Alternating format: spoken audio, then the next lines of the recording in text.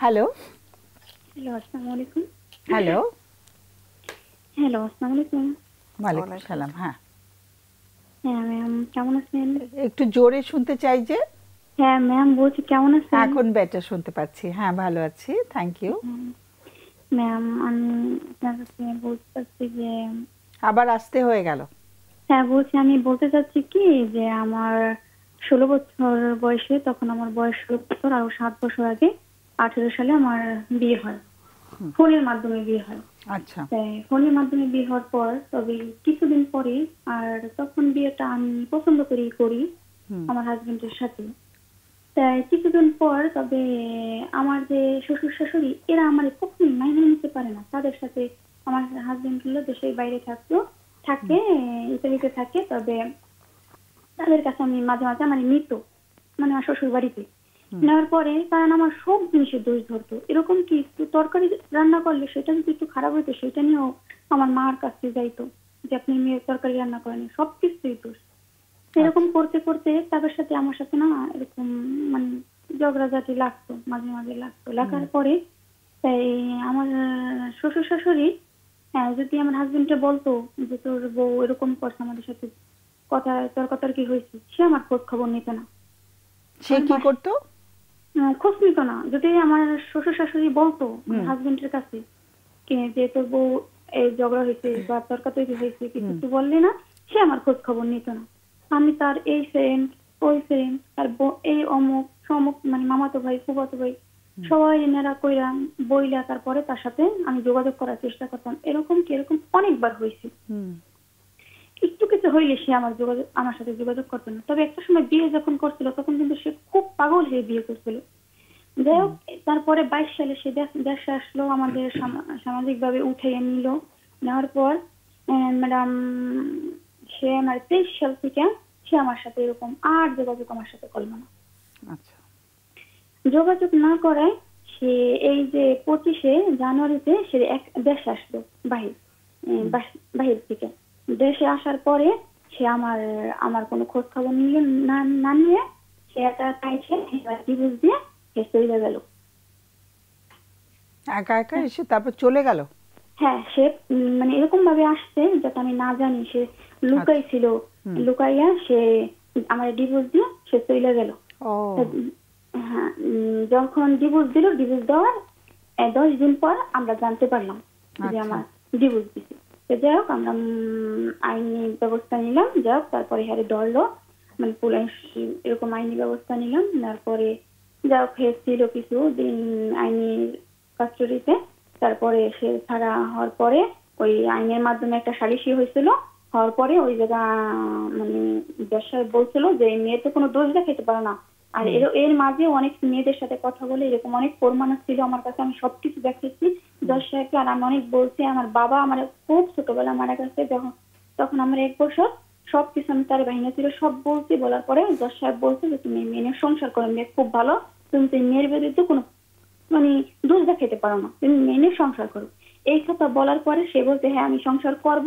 বলার পরে সে ওই কোর্ট থেকে বেরিয়ে পরের দিন চলে গেল। এখন এই মামলা সেই জায়গায় আছে। তবে ম্যাডাম, আমি খুব তার খুব মনে পড়ে, আমার রাত্রে ঘুম হয় না। তারপর আমি তার ছাড়া আমার কিচ্ছু ভালো লাগে না এইগুলা। আর ম্যাম, আরো একটা কথা, যে ছোটবেলায় আমার মা আমারে খুব মারতো। আমার মা এখন আমার ঠিক আছে প্রচুর সাপোর্ট দেয় সব ব্যাপারে, কিন্তু আমার মার কোনো কথা আমার ভালো লাগে না। সে একটা ভালো কথা বললো, আমার মেজাজ খুব গরম হয়ে যায়, খুব তার আমি ঝাড়ি মারি। মানে আমার মা এখন ঠিক আছে, এখন আমার মা আমার খুব ভালোবাসে, আগেও ভালোবাসতো, তবে ছোটবেলা আমার খুব মারতো কারণ অকারণে। কেন মারতো তোমাকে? কেন মারতো ম্যাম, ধরেন ধরেন খেলা করছি, হয়তো ময়লা জ্বালাই ফেলেছি, কিন্তু কেন ময়লাটা আমার শরীরে আসলো এই কারণে মারতো। বা একটা বাচ্চার কাছে যাইতে বারণ করছে, তখন আমি ধরেন গেছি, কেন গেছি, প্রচুর মারতো ম্যাম, এই কল্পনাও করা যাবে না। যেমন এত মারতো, অনেক দাগ, মানে শরীরে আঘাত একদিন হয়েছে। তাই মানে আমার মা এখন আমার খুব ভালোবাসে, মানে অনেক সাপোর্ট করে সব জিনিসে। তবে মানে আমার মার কথা শুনলে আমার মানে মেজাজ গরম হয়ে যায়, তারে ঝাড়ি দেই, মারে অনেক কথা বলি।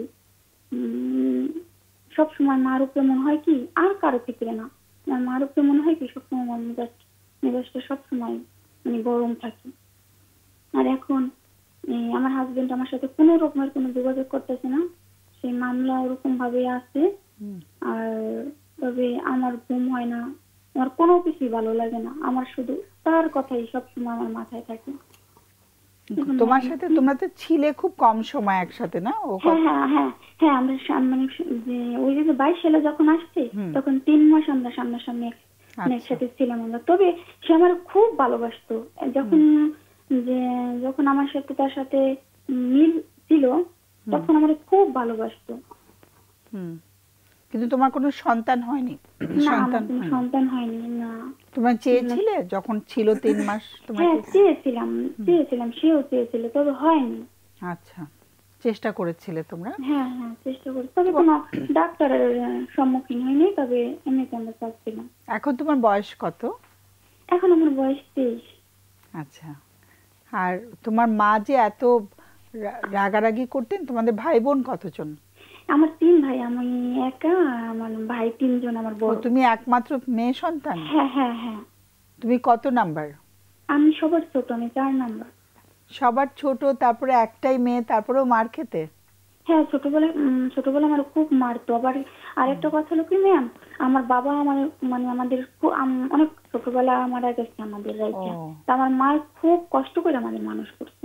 আচ্ছা আচ্ছা, একটু অভাব ছিল বাসায়। হ্যাঁ হ্যাঁ, অভাব ছিল। হ্যাঁ, সেটাই। হয়তো সেই কারণেও মায়ের হ্যাঁ মেজাজ হ্যাঁ ভালো হ্যাঁ, থাকতো না আর কি। মা আমাদের জন্য অনেক অনেক কষ্ট করছে। হুম। তো এখন তুমি মানে মানে আমাদের কাছ থেকে তোমার মানে কি প্রশ্ন, কি জানতে চাইছো আমার বলো? প্রশ্ন ম্যাম, যে আমি এখন কি করব, আমার কোনো কিছু ভালো লাগে না। আমার সে আমার সাথে অনেক অন্যায় করে, অনেক কিছু বলে, তারপরও কেন তার কথা আমার কেন এত মনে করে, তার সাথে কেন আমার থাকতে ইচ্ছে করে, হুম। আমি এখন কি করতে পারি? বা তোমার আমার পড়ালেখাটা আর কন্টিনিউ করোনি? হ্যাঁ হ্যাঁ হ্যাঁ, আমি পড়াশোনা কন্টিনিউ করছি। আমার আচ্ছা, 1 বছর আমার গ্যাপ রয়েছে, তারপরে আমি পড়াশোনা চালু করছি। এখনো করছো পড়ালেখা? হ্যাঁ হ্যাঁ, আমি আচ্ছা। বিয়ে করি। এখন খরচটা কি, সংসারের খরচটা কি ভাইরা দিচ্ছেন? হ্যাঁ হ্যাঁ, আমার এখন বর্তমানে আমাদের ভাইদের আর্থিক অবস্থা ভালো, আমার আচ্ছা ভাইরাই আচ্ছা, দিচ্ছে। ওকে, একটা দিক অন্তত ভালো শোনা গেল। হ্যাঁ, তো তুমি কি জানতে চাইছো বলো আজকে আমাদের কাছ থেকে? যে আমি এখন কি করতে পারবো, কি করব, আমি কি কোনো সাইকোলজিস্ট বা কোনো এরকম আপনাদের কোনো এরকম কারো সাহায্য নেব, হুম। না আমি কি করতে পারি? মানে তুমি যে তোমার এটা হাজবেন্ডকে ভুলতে পারছো না সেটার জন্য? হ্যাঁ, সেটার জন্য। হুম। তারপরে মানে আমার এরকম মনে হয় আমি নিঃস্ব, আমার কিচ্ছু নাই, এরকম মনে হয়। আর কেন আমার সব নিঃস্ব সময় হবে? তোমার তো সারা জীবন সামনে পড়ে আছে, তাই হ্যাঁ, না? কিন্তু আমি অনেক বোঝার চেষ্টা করি, এগুলো আমি বলি যে যে মানুষের কত হয় এরকম, আমার এরকম লাগবে কেন, কিন্তু মন যখন বলি তখনই, এরপরে ভুলে যাই সবকিছু। আমার সব সময় তার কথা মনে পড়ে, অন্য কোনো ছেলেকেও ভালো লাগে না আমার। আচ্ছা, ওকে। তুমি পড়াশোনা তোমার শেষ হবে কবে? ম্যাম, আমি এই যে এবার হলো বিএ ফার্স্ট ইয়ার পরীক্ষা দিছি। আচ্ছা আচ্ছা, ভালো করছো পড়ালেখায়? হ্যাঁ, পড়াশোনাও আমার ভালো লাগে না। আচ্ছা, সেটাও ভাল লাগে না? হ্যাঁ, পড়াশোনাও ভালো লাগে না। সারাক্ষণই একজনের কথাই ভাবছো এখনো? হ্যাঁ হ্যাঁ, ওকে। তবে ম্যাম আরো একটা কথা হলো কি, যে আমার যে বাবার বাড়ি, আমার বাবার বাড়ি আমরা যে ভালো হয়েছি, আমার ভাইরা যে পরিশ্রম করে যে ভালো হয়েছে, আমার বাবার বাড়ির কিছু কিছু লোকরা আছে যে এইগুলা তারা নিতে পারে না, বুঝছেন, তারা আমাদের মানে আমাদের খুব শত্রু শত্রু হয়ে দাঁড়ায়। কেন? মানে তারা চায় যে তাদের কাছ থেকে আমরা সবসময় চাইয়ে খাবো, আমরা ওকে। আমরা যেন ভালো না হই, মানে এরকম চাই হুম। আমাদের। তারা অনেকভাবে তারা আমাদের ক্ষতি করতে চায়, চেষ্টা করে। তোমার ভাইরা কি বিয়ে করেছে? হ্যাঁ, আমার 3 ভাই বিয়ে করছে। আচ্ছা, ওকে। তুমি মা এমনকি আমার হুম। এমনকি ম্যাম যে আমার যে কাকা, আমার মানে বাবার যে ছোট ভাই, সেই আমাদের লোক মানে অনেক শত্রু হয়ে দাঁড়ায় সে আমাদের পক্ষে। আচ্ছা, ওকে। আমি আপনাদের আরো অনেক আগে একবার ফোন দিয়েছিলাম, যাক ওই সময় কথা বলতে পারিনি। যে আচ্ছা, গত সপ্তাহে ফোন দিয়েছিলাম তখন সংযোগ হয়নি, কথা বলা। আজকে তোমাকে আমরা পেয়ে গেলাম, তুমিও পেয়ে গেলে। হ্যাঁ হ্যাঁ হ্যাঁ একটু লাইনে থাকো, আমাদের অতিথিদের কোনো প্রশ্ন থাকতে পারে, তুমি একটু লাইনে হ্যাঁ থাকো। হ্যাঁ হ্যাঁ, কোনো আচ্ছা। প্রশ্ন নেই? আচ্ছা, আমি একটু জানতে চাই আপনার নিজেকে নিয়ে আপনার নিজের পরিকল্পনাটা কি, কি করতে চান ভবিষ্যতে? আমি ভবিষ্যতে এখন হলো চাই যে আমি যদি কোনো ছোটখাটো একটা চাকরি করতে পারতাম তাহলে আমার মনে হয় অনেক ভালো লাগতো, বা কারো উপর আমি নির্ভরশীল থাকতাম, মানে নিজের উপরই নির্ভরশীল থাকতাম, আমি এরকম কি। বাহ, খুবই ভালো একটা কথা যে নিজের উপরে নির্ভর করতেন, অনেক হ্যাঁ সাহসের হ্যাঁ কথা কিন্তু না? হ্যাঁ, তবে আমি খুব লড়াই করে বাঁচতে আছি এই পর্যন্ত। আমি খুবই, আমার সাহস। এখন মানুষ আমার কিছু বললে আগে হয়তো মানে কিছুই বলতে পারতাম না, তবে এখন তার জবাব দেওয়া শিখে মানে জবাব দিতে পারি, কারে কি বলতে হবে এগুলো অনেক মানে বলতে পারি। মানে আমার কেউ যদি একটা খারাপ কথা বলে মানে তারে তো আমি মনে করেন যে জেলের ভাত খেয়েছি। তুমি আবার বিয়ে করবে না? তোমার তো আসলে বিয়ের হ্যাঁ, সম্পর্কটা তো, মানে ওই এই যে বলি, আমি তো বলতে আছি যে ওরকম চিন্তা ভাবনা আমার মাথায় আসে না। না, সেটা বুঝেছি, বাট তোমার তো একটা ভবিষ্যৎ আছে, তাই না? হ্যাঁ তুমি সেটা তো একজনকে যাকে নিয়ে তুমি মানসিকভাবে মানে হয়ে আছো, মানে একদম অবসেসড হয়ে আছো, সেই মানুষটা তো তোমার জীবনে নেই এখন। তো এই বাস্তবতাটা স্বীকার করতে কি কষ্ট হচ্ছে তোমার? হ্যাঁ হ্যাঁ প্রচুর কষ্ট হয়। হ্যাঁ, কিন্তু যাতে তুমি বাস্তবতার মানে বাস্তবতাটা মেনে নিতে পারো, তুমি বলছো যে সেজন্য কোনো সাহায্য নেবে কিনা, মানসিক হ্যাঁ স্বাস্থ্যের হ্যাঁ সাহায্য নেবে কিনা, তাই তো? হ্যাঁ। এই ব্যাপারে কিছু বলবে রাসিমা, বা তুমি কিছু বলতে চাও? ওর প্রশ্নটার উত্তর যদি কিছু দিতে চাও, আমার মনে হয় মানে আমরা আলোচনা করতে পারি, তাহলে ওকে আর না রাখি না, প্রশ্ন তো আর নেই। অনেক অনেক ধন্যবাদ তোমাকে ফোন করার জন্য। আমাদের অতিথিরা আলোচনা করবে, তুমি শোনো, কেমন? অনেক অনেক ধন্যবাদ। আমার মনে হয় মেয়েটা যথেষ্ট সাহসী এবং খুব চমৎকার ডিল করছে এখন পর্যন্ত। একটু প্রফেশনাল হেল্প আসলে লাগবে, কারণ তার মনটা খুব অস্থির হয়ে আছে, বিক্ষিপ্ত হয়ে আছে। হ্যাঁ, সে যদি সম্ভব হয় কাউন্সেলিং নেওয়া সম্ভব হলে সে নেওয়া উচিত। এবং সে এটাও বোঝে, সে বলছে আমি কি সাইকোলজিস্টের কাছে আসবো কিনা। অনেক সচেতন। আমার মনে হয় একটু বসলে, একটু কথা বললে তার মনের মধ্যে যে এই যে একটা আটকা পড়ে গেছে একটা জায়গায়, এটা আস্তে আস্তে এটার থেকে হয়তো সে মানে বের হয়ে আসতে পারবে, বা সে যে অন্যান্য চিন্তা করতে পারে না, পড়তে পারে না, এই মনোযোগহীনতায় ভুগছে, এমনকি লাইফের ফিউচার কোন দিকে যাবে সেটা নিয়েও সে খুব ফোকাস করতে পারছে না, এটা কাউন্সেলিংয়ে বসলে এটা ঠিক হয়ে যাবে বলে আমার মনে হয় আর কি। আর কাউন্সেলিং তো সবাই মানে উনি অবশ্যই হয়তো জানে যে 7 দিনে একবার করে বেশ কয়েক সপ্তাহ মানে চালিয়ে যেতে হবে, তা না হলে এটা রেজাল্ট আসবে না আর কি। আমি একটা কথা বলতে পারি, সেটা হচ্ছে যে একটা খারাপ সময় যাচ্ছে, তো ফোকাসটাও হচ্ছে এই খারাপ সময়ের মধ্যেই, ওইটার মধ্যেই সে ঘুরপাক খাচ্ছে।